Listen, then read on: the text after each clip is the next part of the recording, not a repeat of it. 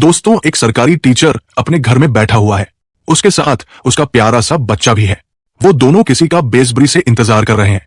दरअसल उसने पड़ोस की एक भाभी से एक नौकरानी के लिए बात की थी और अब उसी के आने की राह देख रहा है। तभी अचानक उनके घर के दरवाजे पर ठक ठक की आवाज होती है। ये सुनते ही टीचर फटाफट उठता है और दरवाजा खोलने दौड़ पड़ता है।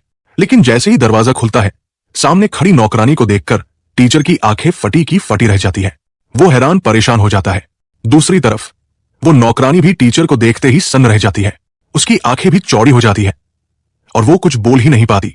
दोनों एक दूसरे को देखकर ऐसे खड़े रहते हैं जैसे जमीन पर पैर ही न हो। आखिर वो नौकरानी थी कौन और टीचर को देखते ही उसकी आंखें क्यों फटी की फटी रह गई? कहानी की पूरी सच्चाई जानने के लिए वीडियो को अंत तक जरूर देखें। दोस्तों, झारखंड के धनबाद जिले में एक छोटा सा गांव है जिसका नाम है कालापुर और इसी गांव में एक राहुल नाम का लड़का रहता था। राहुल की जिंदगी आसान नहीं थी। जब वो बहुत छोटा था तभी उसके मम्मी पापा उसे छोड़कर इस दुनिया से चले गए थे। गांव के कुछ रिश्तेदारों ने उसे पाला, लेकिन वो भी उसे बोझ समझते थे। फिर भी राहुल ने हार नहीं मानी। उसने दिन रात मेहनत की, पढ़ाई की और एक दिन सरकारी स्कूल में टीचर की नौकरी पाली। राहुल अब 28 साल का हो चुका था। उसकी नौकरी अच्छी थी, तनख्वाह ठीक ठाक थी और गांव में उसका नाम भी होने लगा था। लोग कहते थे, देखो, राहुल ने अपनी किस्मत खुद लिखी। अब वो शादी के लायक भी हो गया था। कुछ लोग उसकी तारीफ करते और अपनी बेटियों के लिए रिश्ते की बात चलते। राहुल को यह सब सुनकर थोड़ा अजीब लगता था, लेकिन मन ही मन उसे भी लगता था कि अब घर बसाने का समय आ गया है। एक दिन उसी गांव की एक आंटी शांति देवी राहुल के घर आई। वो अपने साथ एक फोटो लेकर आई थी। फोटो में एक लड़की थी जिसका नाम था नेहा। शांति आंटी ने कहा, राहुल बेटा, ये लड़की मेरी भतीजी है, पास के गांव में रहती है, देखने में सुंदर है, घर का काम जानती है और दिल की बहुत अच्छी है। तुझसे इसके रिश्ता की बात करनी है। राहुल ने फोटो देखा। नेहा की आंखों में एक अलग सी चमक थी। उसे पहली नजर में ही नेहा पसंद आ गई और उसने हाँ कह दी। कुछ दिनों बाद राहुल और नेहा की मुलाकात हुई। नेहा सचमुच बहुत प्यारी थी। उसकी बातों में मिठास थी और वो हंसती तो ऐसा लगता जैसे आसपास का माहौल खिल उठे। राहुल को उससे बात करके बहुत अच्छा लगा। फिर दोनों की शादी तय हो गई। गांव में ढोल नगाड़े बजे, मिठाइयां बंटी और राहुल नेहा की शादी बड़े धूमधाम से हुई। शादी के बाद दोनों एक छोटे से घर में रहने लगे। राहुल स्कूल जाता, बच्चों को पढ़ाता और नेहा घर संभालती। दोनों की जिंदगी में प्यार और खुशी भर गई थी। समय गुजरता गया। शादी को 7 साल बीत गए। इन 7 सालों में राहुल और नेहा के बीच कभी कोई बड़ी लड़ाई नहीं हुई। राहुल घर में हर चीज का ध्यान रखता था। अगर नेहा को कुछ चाहिए होता तो वो तुरंत लाकर देता।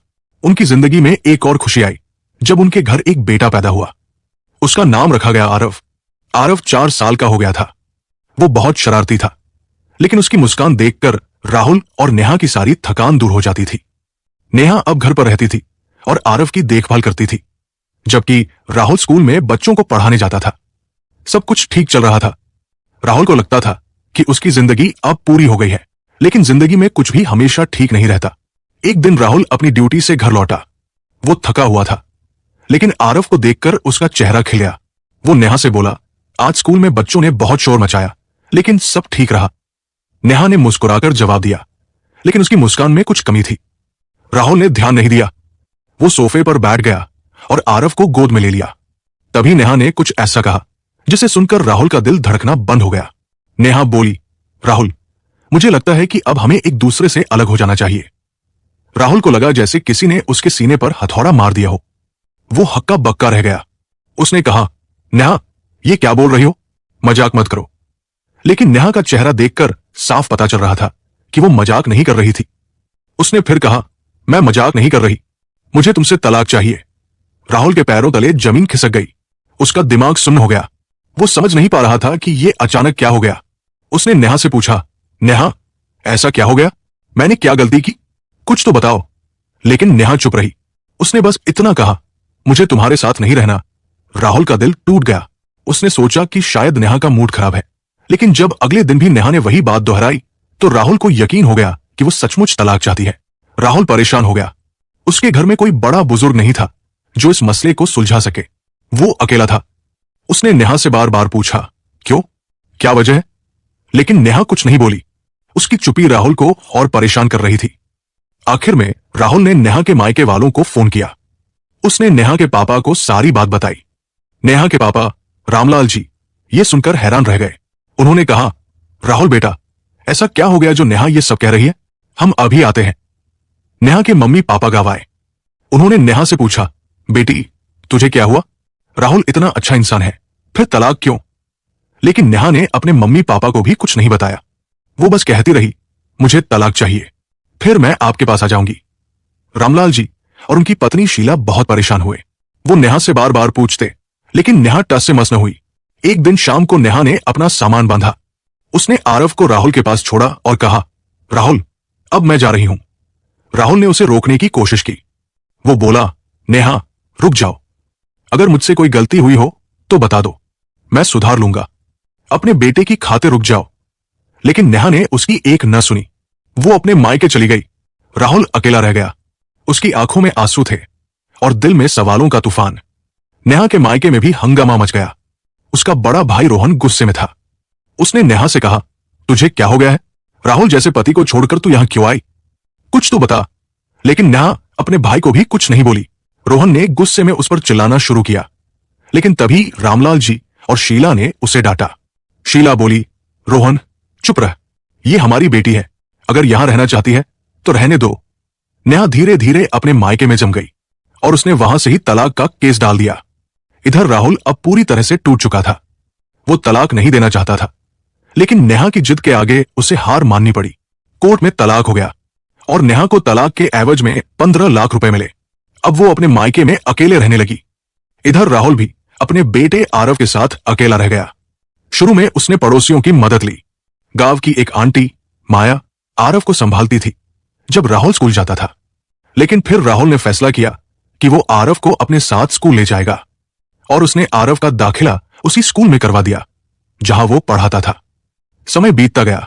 आरव अब 8 साल का हो गया था। इन 4 सालों में राहुल का कई शहरों में तबादला हुआ। अभी हाल ही में उसका तबादला एक नए शहर में हुआ था जिसका नाम था सूरजपुर। राहुल अपने बेटे के साथ सूरजपुर आ गया था। उसने वहां एक छोटा सा किराए का मकान लिया। आरव अब समझदार हो भी गया था। उसे पता था कि उसकी मां ने उसके पापा को तलाक दे दिया था। वो अपनी मां से नाराज था और उससे बात भी नहीं करना चाहता था। राहुल की जिंदगी अब आरव के इर्द गिर्द ही घूमती थी। लेकिन वो आज भी सोचता था, नेहा ने मुझे तलाक क्यों दिया? मेरी क्या गलती थी? ये सवाल उसे रातों को सोने न देता। फिर कुछ दिनों बाद सूरजपुर में एक नई मुसीबत खड़ी हुई। घर का काम कौन करे? पहले गांव में वो नौकरानी रखता था। खाना वो खुद बना लेता था, लेकिन बर्तन, कपड़े और सफाई के लिए उसे मदद चाहिए थी। सूरजपुर में उसे कोई नौकरानी नहीं मिल रही थी। राहुल के पड़ोस में एक महिला रहती थी जिसका नाम था रंजना। रंजना बहुत मिलनसार थी।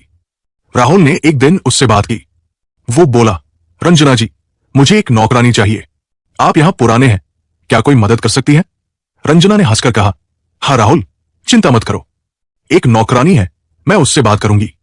कल संडे है, वो तुम्हारे घर आ जाएगी। बहुत अच्छा काम करती है। राहुल को थोड़ी राहत मिली। उसने उस दिन जैसे तैसे काम निपटाया और आरव को लेकर स्कूल चला गया। उस दिन शनिवार की शाम थी। फिर अगला दिन संडे था। राहुल और आरव घर पर थे और दोनों बाप बेटे साथ बैठे हुए थे। आरव अपने पापा से पढ़ाई के सवाल पूछ रहा था और राहुल बड़े प्यार से जवाब दे रहा था। तभी दरवाजे पर खटखट हुई। राहुल को लगा शायद ये वही नौकरानी होगी। वो उठा और दरवाजा खोला। सामने जो खड़ा था उसे देखकर राहुल की सांसें थम गई। वो और कोई नहीं, उसकी तलाकशुदा पत्नी नेहा थी। राहुल की आंखें फटी की फटी रह गई। उसे यकीन नहीं हो रहा था। उसने सोचा, ये नेहा यहां क्या कर रही है? इसे तो मैंने 15 लाख रुपए दिए थे। 4 साल में ऐसा क्या हुआ जो ये नौकरानी बन गई? उसका दिमाग घूम गया। उसने पूछा, क्या तुम्हें रंजना ने भेजा है? नेहा ने सिर हिलाकर कहा। राहुल का दिल जोर जोर से धड़कने लगा। नेहा भी उससे नजरें नहीं मिला पा रही थी। उसकी नजर सोफे पर बैठे आरव पर पड़ी जो अब बड़ा हो गया था। नेहा कुछ न बोली और वहां से जाने लगी। राहुल ने उसे रोका। नेहा रुक जाओ, मुझे तुमसे बात करनी है। सालों से जो सवाल मेरे दिल में है, आज उसका जवाब दे दो। नेहा की आंखें भर आई।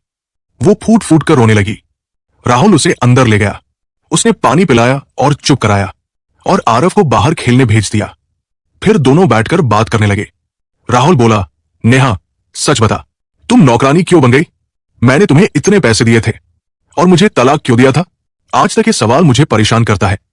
नेहा ने आंसू पोंछे और बोली, राहुल, जब मैं तुम्हारे साथ थी सब ठीक था, लेकिन एक दिन मार्केट में मेरा कॉलेज का दोस्त विशाल मिला।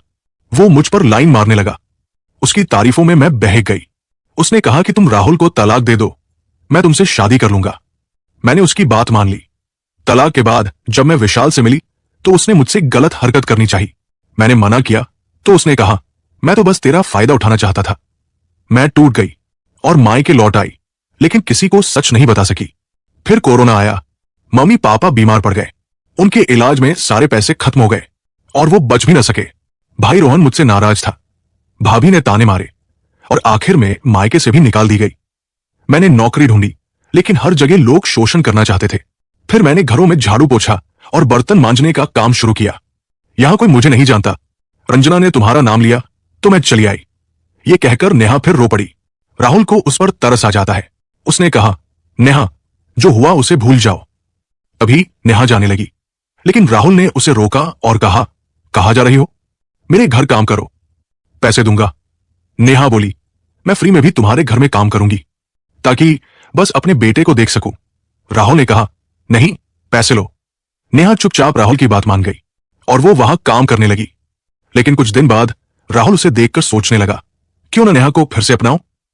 फिर 1.5 महीने बाद एक दिन राहुल ने नेहा का हाथ पकड़ा और बोला, नेहा, हम फिर से साथ रह सकते हैं अगर तुम्हारी मर्जी हो तो।